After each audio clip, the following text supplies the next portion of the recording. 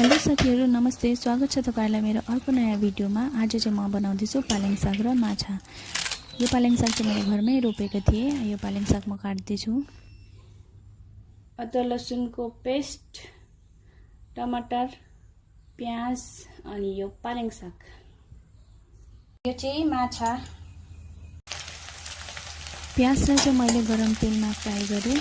अब यसमा म हाल्छु 2 खुर्सानी, एउटा लसुन अनि अब यसको पछि म अदुवा लसुन कुटेर हाल्छु।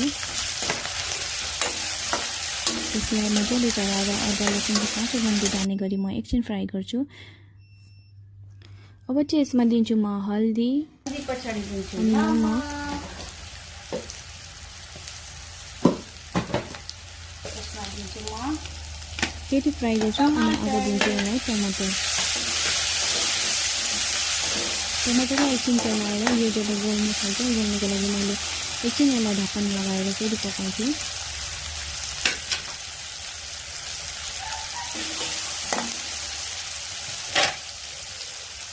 अब चाहिँ यसमा दिन्छु साग।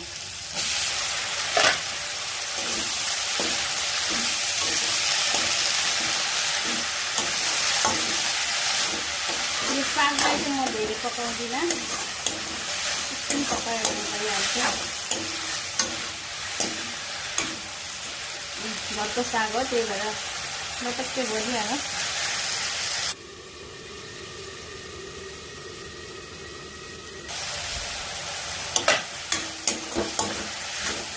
अनि यो चाहिँ यतिको भयो। अब चाहिँ यसमा म यहाँ साइडमा मैले गरम पानी पनि तताइरहेको छु, त्यो गरम पानीमा हाल्छु।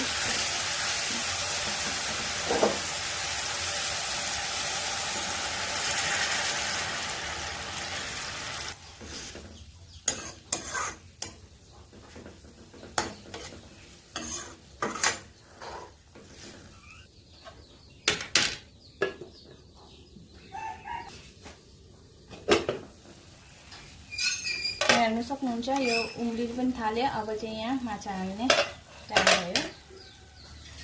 अब म चाहिँ यहाँ एउटा गरेर माछा हालिदिन्छु।